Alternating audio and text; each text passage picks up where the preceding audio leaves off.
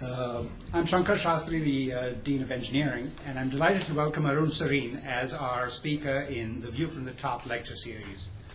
This gives the college community a chance to hear from the best of today's business leaders and technology visionaries. Once again, it's my pleasure to thank SWE, the Society of Women Engineers, for co-sponsoring today's lecture with the Berkeley Engineering Fund. Today is a very special occasion. Arun Sarin is a Berkeley alumnus, just as many of you students will soon be, and a great friend of Cal. He has just returned to the Bay Area after 5 years in London, heading up Vodafone, the world's largest mobile communications company by revenue. So to welcome Arun back to Cal, we've invited him to share some of his highlights from his experiences. We've also invited many of his close friends and colleagues in this area to join us, and we are honored to have you with us. Welcome to Berkeley Engineering. I especially want to extend a warm welcome to Arun's wife, Ravi Sarin. And best of all, Arun's homecoming gives us an opportunity to acknowledge his outstanding achievements with the Berkeley Engineering Innovation Award. In 1975, the college began honoring alumni who have made an impact on our lives through their professional accomplishments. We pay tribute to alumni who personify what we believe Berkeley Engineering is all about. 3 things: educating leaders, creating knowledge, and serving society. One thing we're very proud of here at Berkeley Engineering is global preeminence. The college is a powerful magnet which attracts the most talented innovators and leaders from all over the world. I think you'll agree with me that Arun Sarin is just such a leader. Arun Sarin is originally from Pachmarhi, a beautiful area in India's central highlands. The son of a military officer, he went to a military boarding school, actually my hometown of Bangalore, but his mother encouraged him to follow his own interests. I, for one, am glad to see that he listened to his mother. He earned a bachelor's degree in metallurgical engineering in 1975 from IIT Kharagpur, India's equivalent of Berkeley Engineering. With the help of a scholarship, he came to Berkeley to complete his master's in material science and engineering, as well as an MBA from the Haas School, both earned in 1978. Just as I did, Arun lived at the International House during his time at Berkeley. Actually, the year that I came to the International House, Arun was one of the people that made sure that the rabble like me kept quiet after 11 o'clock at night. There he had the great luck to meet another Indian student, Rami Nair, a business major. Arun and Rami have been married more than 25 years and have 2 children. Arun has reflected on his time at the I House in Berkeley with these words: "Since the world is turning into a smaller and smaller global marketplace, we need to have very comfortable relationships across cultures. Every culture needs to be respected." Since graduating from Berkeley, Arun has remained in the West and is a proud US citizen. The chief remnants of his Indian origins are a passion for cricket.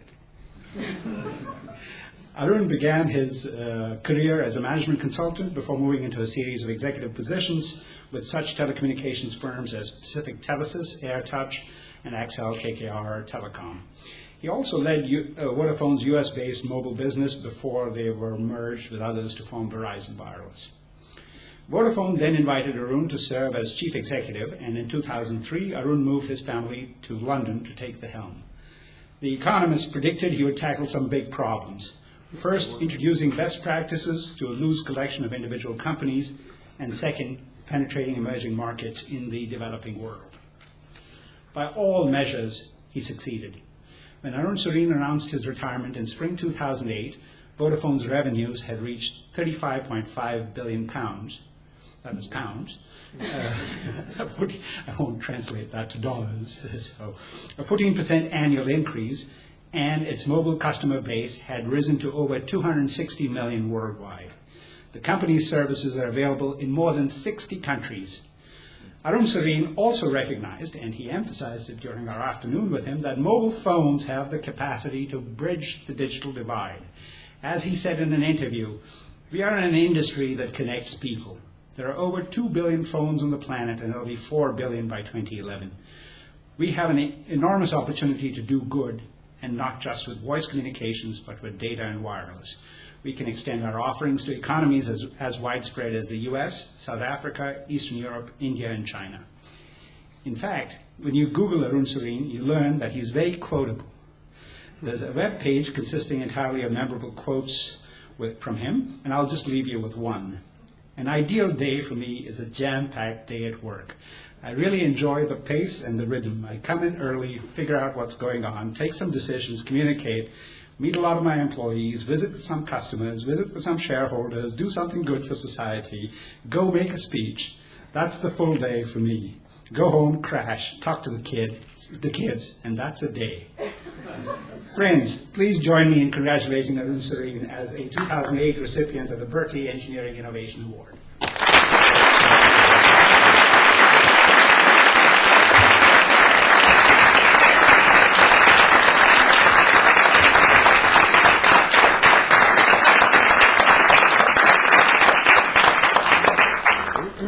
Let me read the quotation. College of Engineering, University of California, Berkeley honors Arun Sarin, whose bold leadership in wireless technologies has advanced global communications and brought distinction to the College of Engineering, dated November 19, 2008, signed by Robert J. Bergenow and myself. So congratulations. Thank you very much.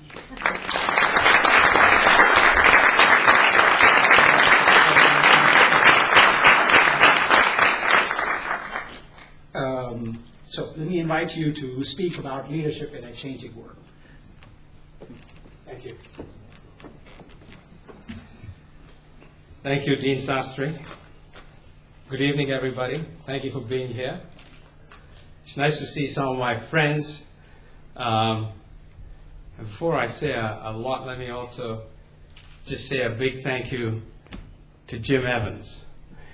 Because Jim Evans was my professor here at Berkeley. He's the one who invited me to be a research assistant and associate. And this is in 1975, and without Jim, I wouldn't be here at Berkeley, and frankly, I have no idea what I'd be doing. But Jim, thank you very much.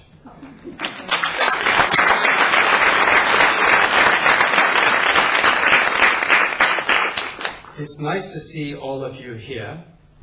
I came here in 1975, which is kind of little over 33 years ago.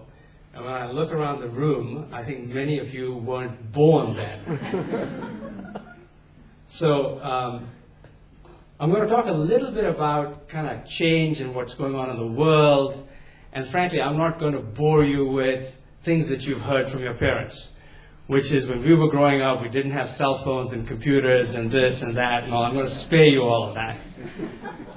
I'm just going to focus maybe kind of almost at the pace of change and change in the last 10 years and what's happened in the last 10 years, and frankly, what can we learn about what is happening in the world.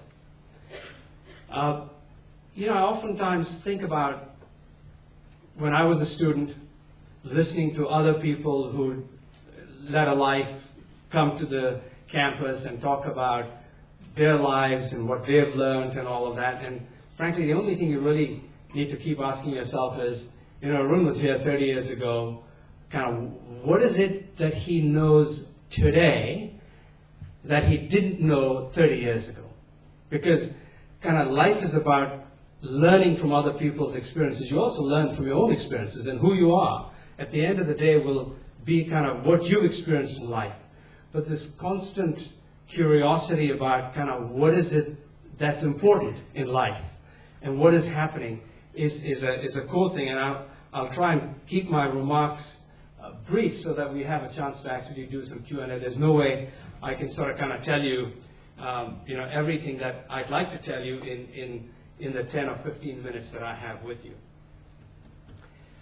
So there are 3 or 4 parts to what I want to talk to you about. The first is kind of the world.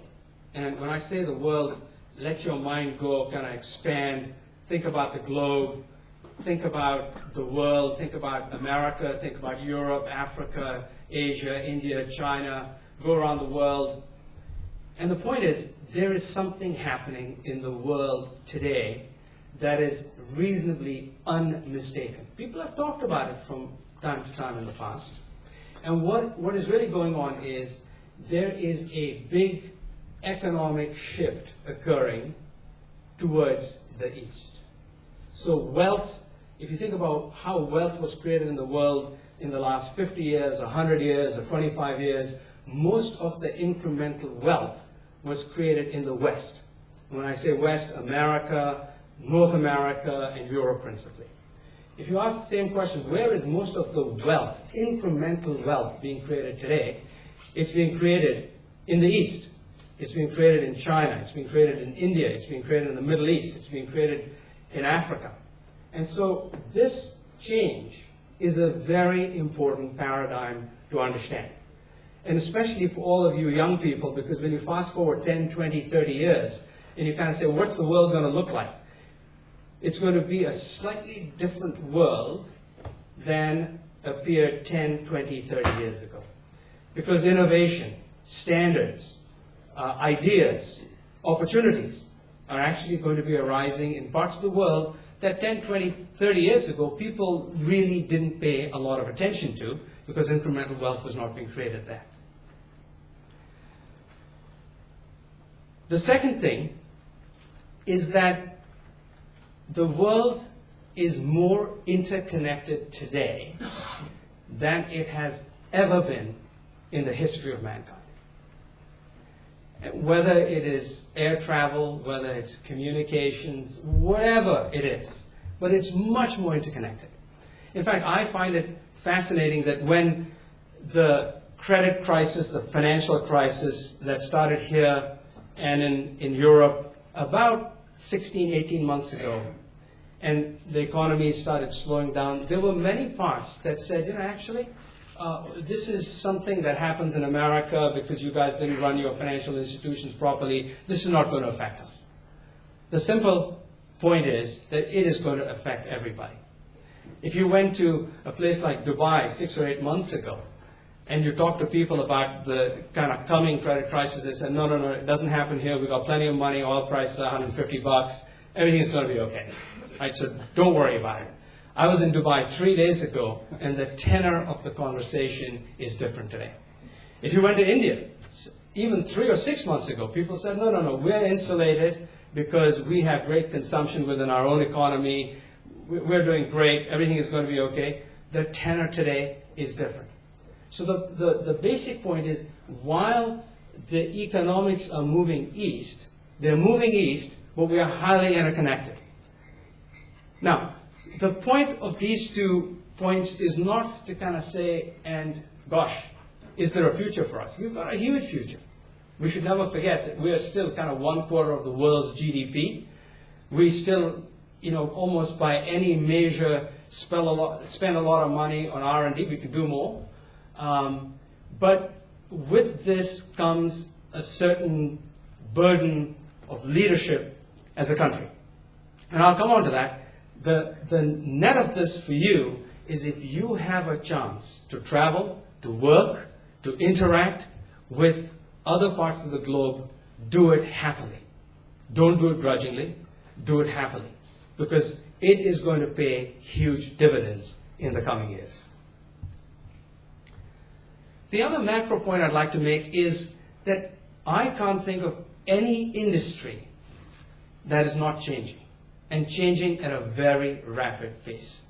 In fact, this afternoon I spent with the dean and about 15 of your engineering professors and 15 of your engineering students, and they were bombarding me with great ideas, etc. I think I got a great education in one afternoon. Thank you, Shankar. But just before coming here, if you turned on the television, you had the 3 CEOs of the automobile industry begging for money from Congress. Okay, don't let that happen to you. We have systematically, as an industry, all the signals, changes in customer preferences, changes in technology, changes in global competition, changes in regulation, I remember I was an energy consultant back in 1978, 1980. We've talked about all of these issues back then. The auto industry was in trouble in 1978. They're in trouble today. And the point simply is, we need leaders who are going to front foot their industries and make sure that they don't have to come back to Congress and beg for money. It was actually a pretty pathetic sight. The net point on industries, on global changes, is simply that make the most of it. Change is here. Change is here to stay. We're not going back. You can't turn the clock back. There's an incredible amount of momentum, forward momentum that's going on in the world in the area of science and technology, and we'll come back to this in a moment. But there's a lot of forward momentum. Let the momentum carry you, and kind of look forward and look ahead and see how, both from a world point of view and from a country point of view, we can make this a better place to be.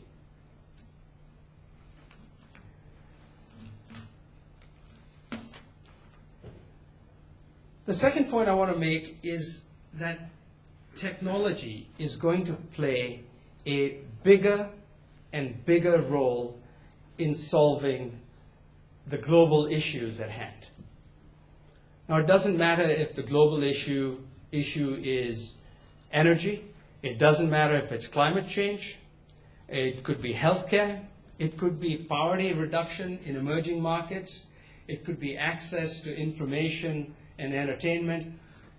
There is virtually no big issue on the planet today that technology is not going to play a big part in solving. And I'm speaking to the Berkeley engineering organization here. Technology is going to play an important role. Obviously, business is going to play an important role, and we're going to have political leadership that's going to have to play an important role. But from your point of view, the thing that is exciting is that as you become engineers, become scientists, and you go into the real world and you are solving problems, make sure that you're solving problems that are relevant to society. Frankly, when I graduated 30 years ago, the connection was there, but it was a little bit weaker. But today, with the internet, with all the other technologies that we have, I think most issues that people are facing have a technology component to it. I'm not saying that public policy is not important and business models are not important. They're all important.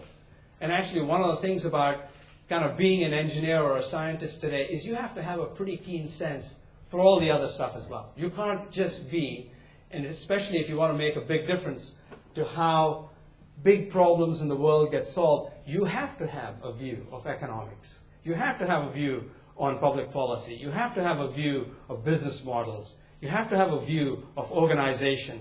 You have to have a view on how does it all come together to solve the problem. And in fact, the motto here of engineering is exactly the right motto. You get knowledge, education, service, solving big problems. And I think that's an important element of getting educated here at Berkeley. And Berkeley has its own traditions, and being the finest public institution, I think it's incumbent that we train people who are absolutely superb in engineering and science, but also have a bigger view on what is going on in the world around us. The second point I'd make around technology is what I'll call incremental changes versus leapfrogging. We have a very large infrastructure that is built in our society today. Whether it's the power grid, whether it is broadband infrastructure, or roads, or airports, or whatever infrastructure you can think of in our country, in our society. Anytime you have infrastructure that exists, the pace of change has to consider the existing stock. So if you say, okay, energy conservation, buildings, how can we change, how can we improve the energy use in buildings? Well, we have to consider what we've got built already. And so on the margin, what we do with our HVAC systems and what we do with AC and what we do with sensors and what we do with all of that has to consider the existing stock. So the change that we are likely to make is likely to be incremental in nature, even though the ideas are brilliant, but the ability to actually install them into the mainstream is slightly more difficult. Now, let me take you to the other extreme. And let me take you to societies that are just building now. If you go to Dubai, or you go to parts of India, or you go to parts of China, or you go to parts of Africa, they're actually building new cities. They're building new ideas. Many of the ideas that you will have as to how to better use energy in buildings or transportation or in the electric grid, or what to do with wireless, or what to do with the internet, or what to do with building new bridges and dams and whatever your field is, when you're building something brand new and there isn't that infrastructure, the opportunity to leapfrog is enormous. We at Vodafone a year and a half ago bought a company in India, and we paid a fair sum of money to buy the company in India. But I have to tell you, the opportunity that we have to bring new ideas to India, have them flourish, is enormous. We are currently adding like 25 million customers a year in India. Now that in itself is a very exciting prospect for everybody. But for me, what is even more exciting is that actually many of the things that we're actually putting down in India are now beginning to work back into Europe and America, etc. Many of the ideas that we thought were really kind of ideas for India because you could kind of do it in a quick and dirty way are all ideas that are now beginning to flow back. We're asking ourselves, do we really need to build these kinds of base stations and power supplies and this and that and everything else? We're kind of saying, well, you know what? Many of these ideas are really, really good for what it is we're doing in Europe and in America and the rest of the world.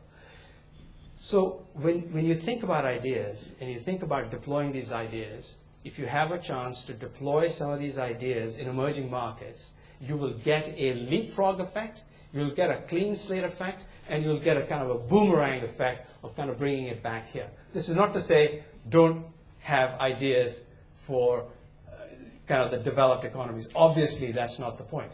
But the point is equally, don't be afraid of deploying ideas overseas as well. It means much more travel. It means going to a new culture, not understanding a lot of things within that culture. That's all fine. Those are all huge barriers, but there's a payoff associated with it as well.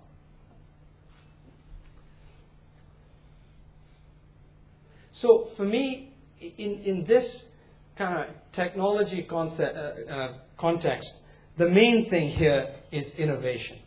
The pace of innovation has to continue to be high. I have to tell you, as I've watched, kind of life in the last 30 years, I have to say the last 10 years have been quite exciting and quite innovative, to the point almost that you kind of go, my God, more change?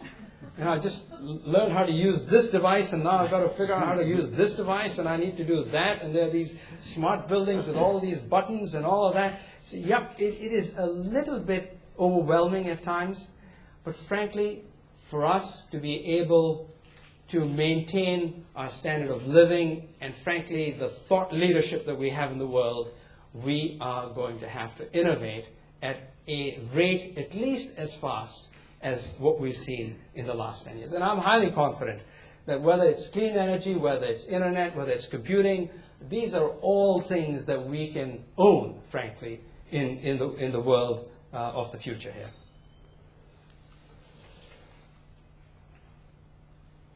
Now, I think some of you may be disappointed if I didn't say anything about the wireless industry.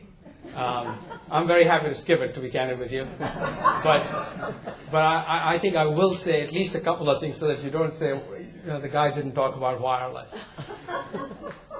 So I think the thing to say about the wireless industry is that the numbers speak louder than words.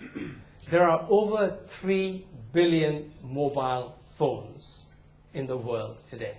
Just to kind of give you a reference point, there are roughly 6.5 billion people. So roughly half the world has access to a mobile phone today.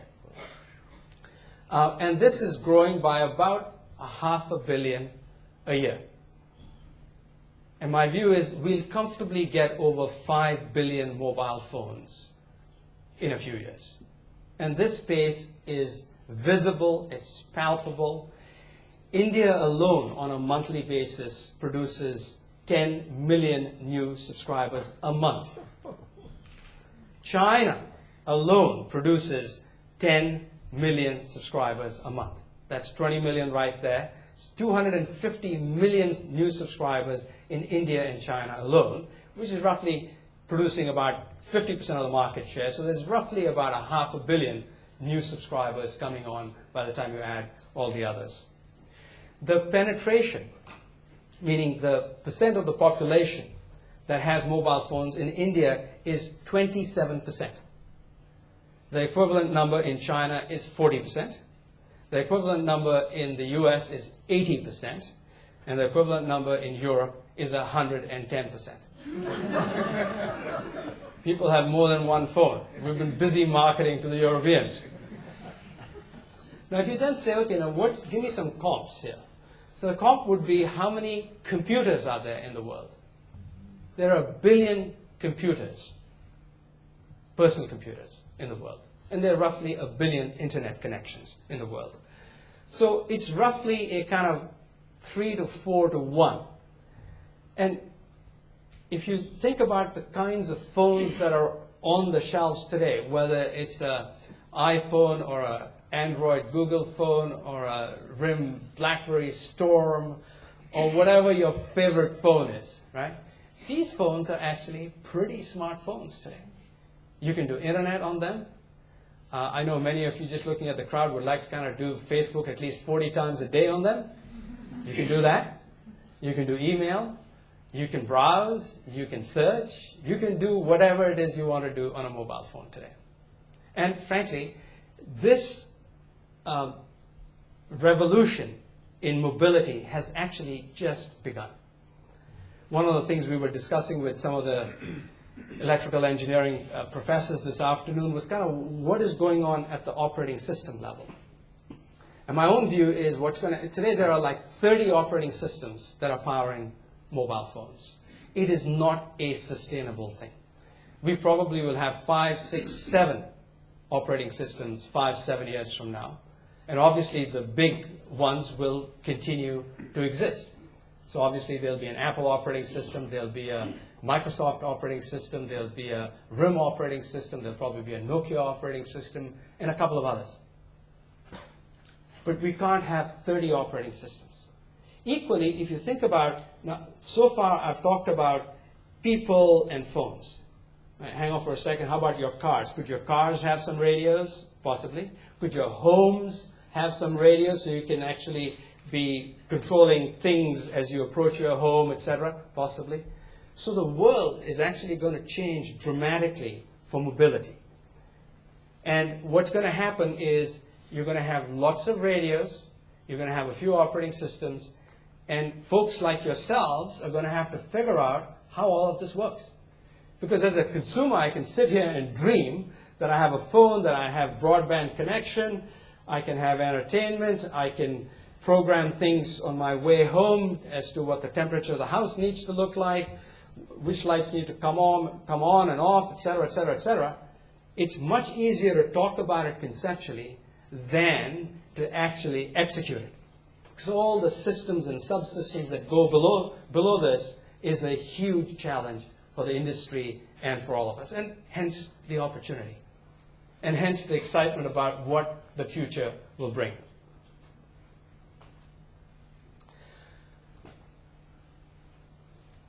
Broadband, wireless broadband, is a big thing, and it'll be an even bigger thing 5 or 10 years from now.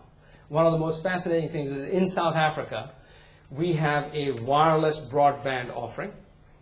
For those of you who are kind of slightly more technically oriented, that would be our HSDPA offering, roughly 1 megabit per second. soon to be 5 and soon to be 10.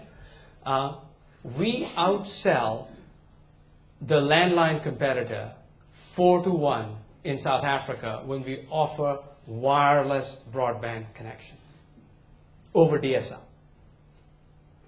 Now, frankly, that is just the tip of the iceberg. What you're going to find is, as long as you've got, wireless broadband available, people will take it, and as long as it's reasonably priced, people will take it in very large quantities.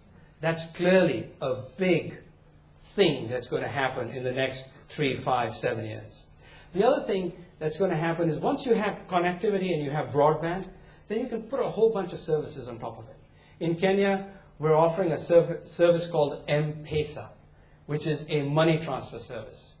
Lots of developing countries have people who move from rural parts, come to urban parts, they work there, they have to send money back, they don't have Western Union, or if they've got a Western Union, they charge enormous kind of rates on them, and sometimes they hand money to their friends who go on buses and never deliver to the other end.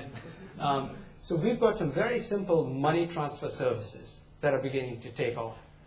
Money transfer, banking, you will find a number of services that will come to life as soon as access, and preferably broadband access, comes to the world around us.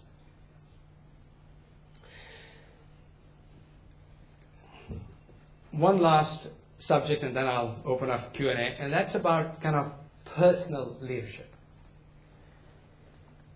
So if you ask me sort of kind of what have I learned about leadership, managing in a complex, changing world, I'd say there are 3 things that I want all of you to think about in terms of how you can be a better leader in whatever space. This doesn't have to do with running a big company. It has equally to do with being a great dean, or being a great professor, or being a great kind of sports team manager, or a politician, or whatever. The thing that I've noticed about people who are great leaders is that you have to have the ability to do 3 things simultaneously in an excellent way. And those 3 things are: 1, be a strategic leader, meaning you have to understand your organization or your industry or your company well enough to lead it so that you can point the direction and say, this is where we are going, this is the vision of the company, this is the culture of the company, and these are the goals that we're going to follow. Right? So you have to have a very good sense as to how the cookie is going to crumble given the various forces around us, whether the forces are around customer needs or technology or regulation or competition, which was the very thing I was telling you about earlier that the auto industry didn't do a particularly good job of, right? So you've got to be a very good strategic leader. The second is you have to be a very good operational leader. So it's not good enough to be able to say, I can see the future and this is what we need to do. You have to be able to deliver the numbers on a quarterly, half-yearly, annual basis. You have to be able to execute the various plans and programs, etc. So thinking and talking is good, but not good enough. You have to be able to execute. And the third thing is around being a good people leader. I don't know of any great leader that can't excite their employees to kind of do extraordinary things. Showing your employees kind of that's the hill that intellectually is one thing, and actually being able to galvanize them to take that hill and be able to recruit the right people, be able to make sure that people feel excellent about working in that environment, and having kind of good human interaction skills is a very important part of being a leader. And the hard part is sometimes you find people who are very good strategically, not very good operationally, maybe not good interpersonally, or you can be good in 2 of the 3 things. And what I'd ask you to do is think about being good at all 3. And I know I'm speaking to an organization of engineers, and there'll be some people in the psychology department who will say, Arun, you've got this all wrong. there are kind of people with one kind of a brain and another kind of a brain, and the two are kind of mutually exclusive. And so why don't you just let these guys be what they're really good at, and then somebody else can do the interpersonal stuff. And I would just argue that that is wrong. And I just argue that that is actually slightly a lazy way of thinking about it. I mean, you don't have to.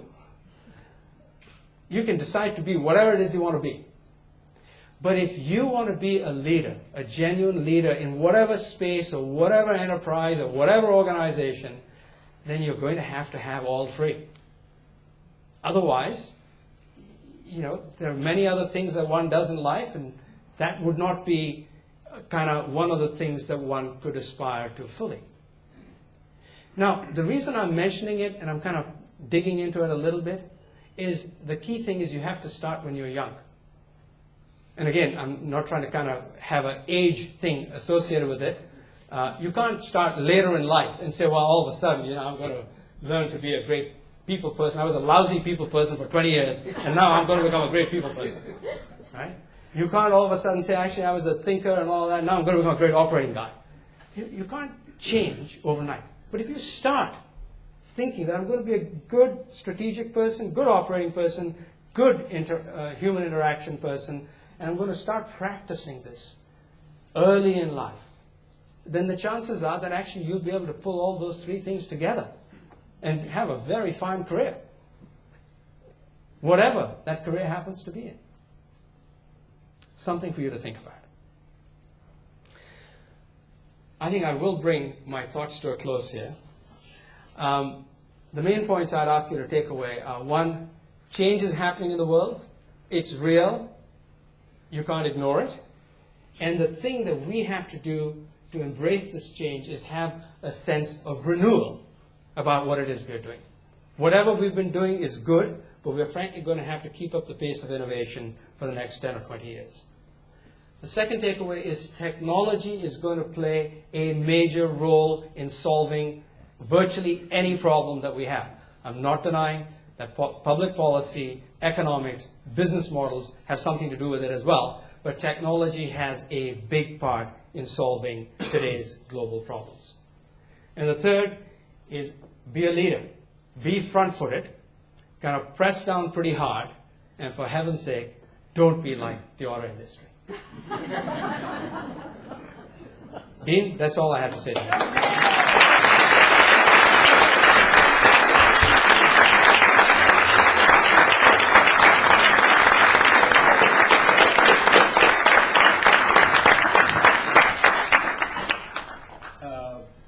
Arun will take a few questions. We have microphones on the two edges, and so those of you that it looks like people are lining up, so you know what to do.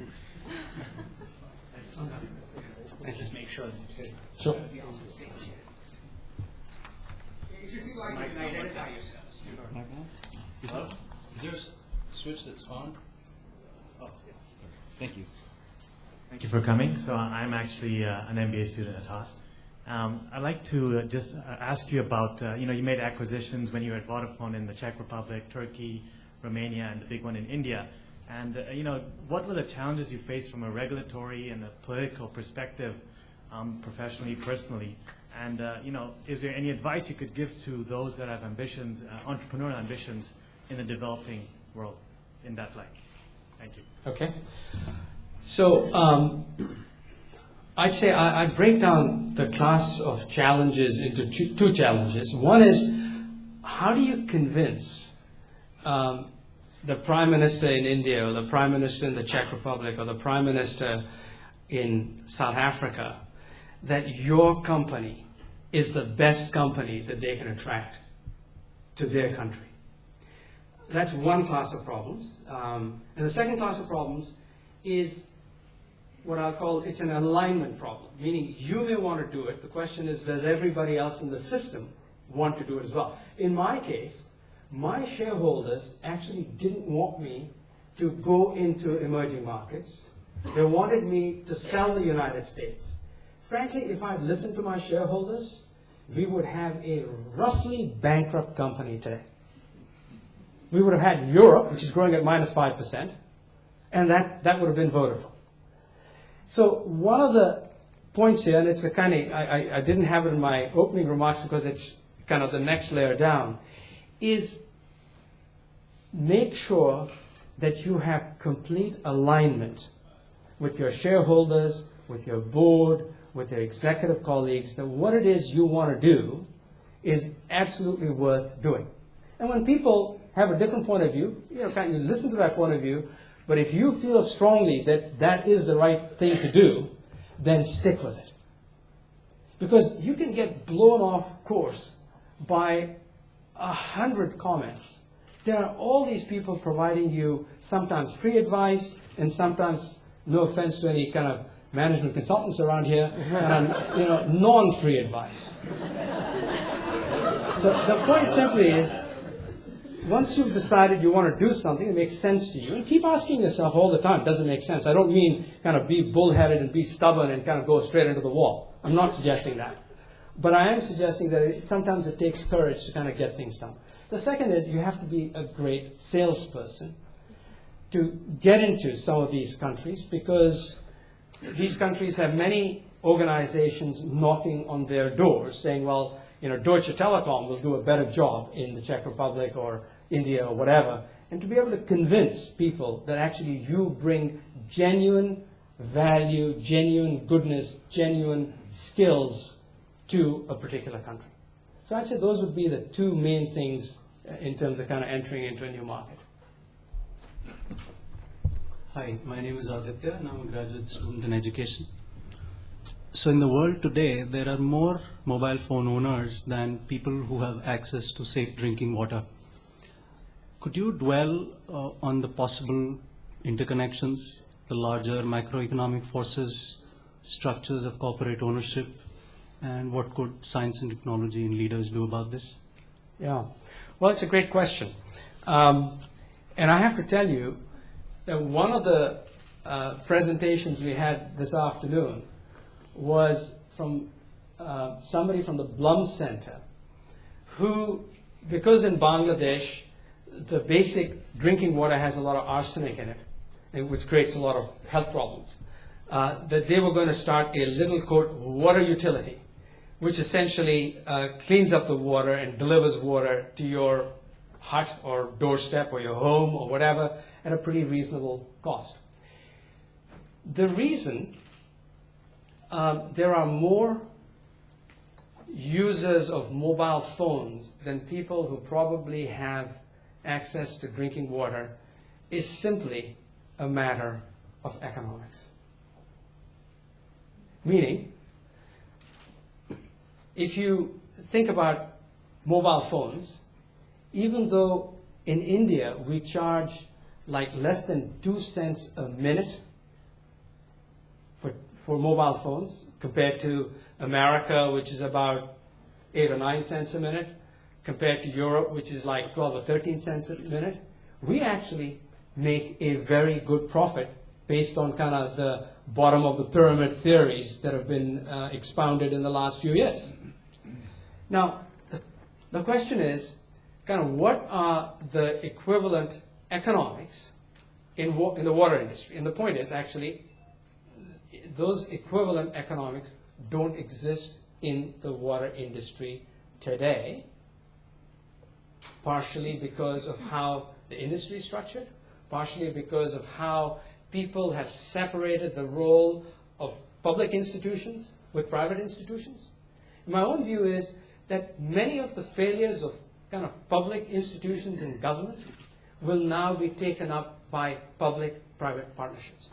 So if you were to just kind of scale this idea that I heard this afternoon, which I'm sure will take a decade or two to kind of execute around the world, the point is, every time there is a failure on the part of a government to provide safe drinking water, you will find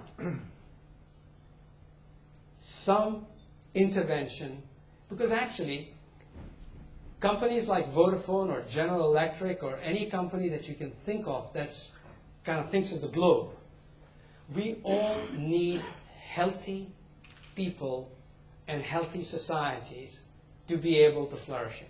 If people don't have good, clean water, they're not going to be buying mobile phones if they don't have water, right? But equally, can Vodafone get into the water business? That's not our core competence, right? But we have to encourage people to make sure that either governments or private industry or public-private partnerships fill that role. And I find an increasing kind of energy level in that area. So I'm hopeful about the future. But to answer your question, it's simply economics. That's why it hasn't happened. On a scale of 1 to 10, how would you rate the importance of getting internet and connectivity to large parts of the third world that are today not being served? I mean, there's roughly 1.5 billion people that are online today. Can you elaborate a little bit? Sure. So, there's clearly the notion that you need drinking water and you need basic power. But after that, very quickly, the internet, whether it's medicine, whether it's healthcare, whether it's education, whether it's information, whatever it is, in some ways it short circuits a lot of the infrastructure that I was talking about. It helps you leapfrog. And that's the reason why it's a 10 after we meet kind of the first level of Maslow's hierarchy. Hi, I'm Tal Scholklopper from Lawrence Berkeley National Lab. And my question has to do with these emerging markets. And one of the major problems is the lack of infrastructure in these areas, specifically power. If you could find a technology that would open up these markets and allow the generation of power at a small scale for these customers, how large of a market do you think that it could open up in the short term? It's a huge market, as we all know. I mean, we consume fantastic amounts of power here in the West. And you go, and actually when you fly over some of these places, actually you don't see anything when you're flying over vast parts of the world in Africa and in Asia. Just like in India and China, people have now improved their diet. People have gone from eating 1 meal a day to eating 2 meals a day. And 6 or 8 months ago, that was considered a big problem by some, that they were kind of actually increasing the food price in the world because people are eating twice a day. Right? Obviously, that's a nonsensical point.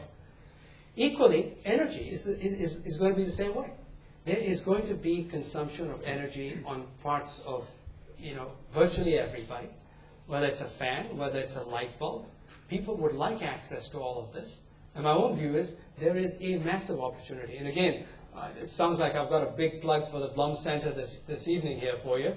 But there was another presentation by a group of students who were talking about kind of photovoltaics and a very simple converter and providing kind of roughly 100 watts essentially to every home for 300, which they promised to me that they'll get down to 100 in the next couple of years. So the point is there is a vast opportunity to provide energy sources in emerging markets. Hi there, I'm a material science and engineering graduate student. Hi. I just had a question. You mentioned in your talk that a lot of the emerging markets are being dominated by wireless internet sources, for example, Vodafone. Whereas if we look at America and Europe, it's mostly dominated by wired providers. Do you see a chance for the wireless providers to catch up in these markets? Because it makes, for the ubiquity, from a ubiquity point of view, it makes a lot more sense. Do you see that as a strategic point, or is it too late to start catching up to the wired providers? Okay, so if I somehow suggested that wireless was not doing well here in America and in the West, that would be the wrong impression. Actually, wireless is doing great. Wireless growth is roughly 15-20% in the US and in parts of Europe. Landline, on the other hand, is going backwards, essentially, minus 5% or so. If you think of companies like Verizon or AT&T, they've got a wired portion and they've got a wireless portion. And the wireless portion is roughly 2/3 the size of the wired portion. So in the last 10, 12, 15 years, with the help of a lot of my colleagues here from AirTouch, who have generously come here to listen to me, I have no idea why. But the wireless business here in America is thriving. But actually, it's interesting that wireless in America is less developed than wireless in Europe, for example. And there are a variety of historical reasons for it. America is a big country. The way the licenses were given out were not one where we had to build out the whole country, and therefore we kind of built out the large cities and we're still building out the small cities. There are a variety of reasons, but my view is that the United States and the West and Europe will have very good wireless services and kind of wireless broadband services. In fact, I'd argue that a lot of the wireless broadband services are available today. If you check out any one of these companies, you'll find pretty good access. Another question regarding the third world. So I know a lot of the older generation mobile phones we use end up in landfills in the third world. And when I hear talk that there are so many billions of mobile phones and so many more to introduce, I can't help but wonder, what do the engineers who are working on this and the corporate strategists feel is the plan to do with all these mobile phones in the future? Is it that we'll just cross that bridge when we get to it? No. We're recycling phones. So, for example, at Vodafone, if we were to kind of upgrade your phone, we would take your old phone, put it in a recycle bin, we'd go decompose it, and put the plastics with the plastics and the silicon with the silicon, and recycle everything. It raises a very important point. You can't, in today's world, think that you could kind of do things, throw trash away in somebody's backyard and not be held accountable. And a lot of people have different kind of terms for it, whether it's corporate social responsibility or sustainability. Call it what you want. Very simply, it is good business. Customers more and more are thinking about kind of the green part of a company. And we at Vodafone have very strong targets about what it is we want to do about CO2 emissions, what we want to do about recycling, what we want to do about child labor, blah, blah, blah, blah, blah, right? The point is, we work on these things, we make sure our customers understand it, and my own view is there's today a customer base of about 10 to 20% that really watches how green is a company and are they doing business in a sustainable way. So it's a very important part of our business.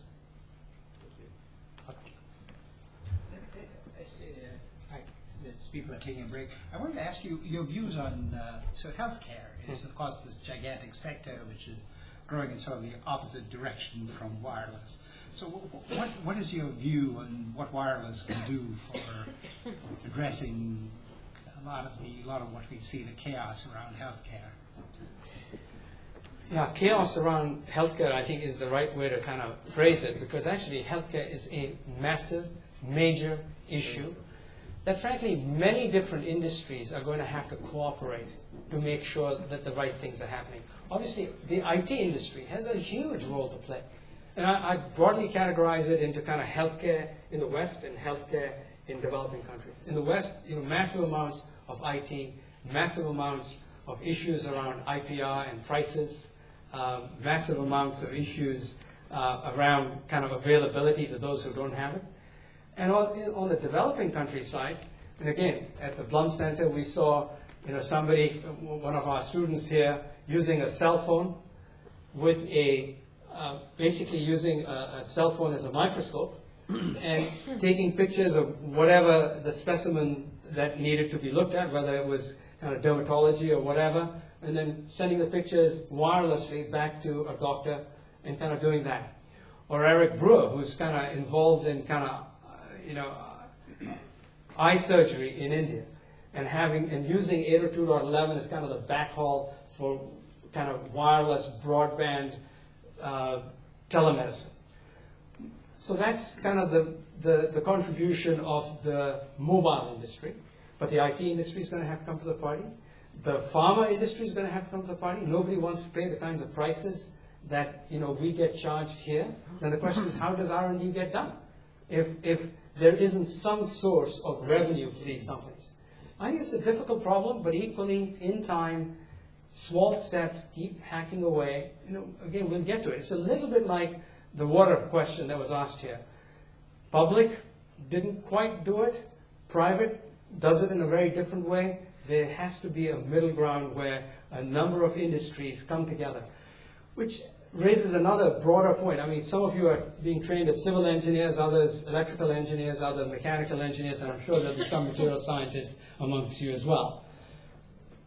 The world is going interdisciplinary. So it's fantastic that you're the best civil engineer, but please learn a little bit about kind of your surrounding ecosystem as to what you might be able to do. So it's very important to kind of keep the interdisciplinary point in mind, because actually the solutions are mostly interdisciplinary. Okay, well, I think that what we can do is, I think they'll have a little reception outside, and so I invite you to join us and to meet the speaker personally as well. So I'd like to thank Arun for just a wonderful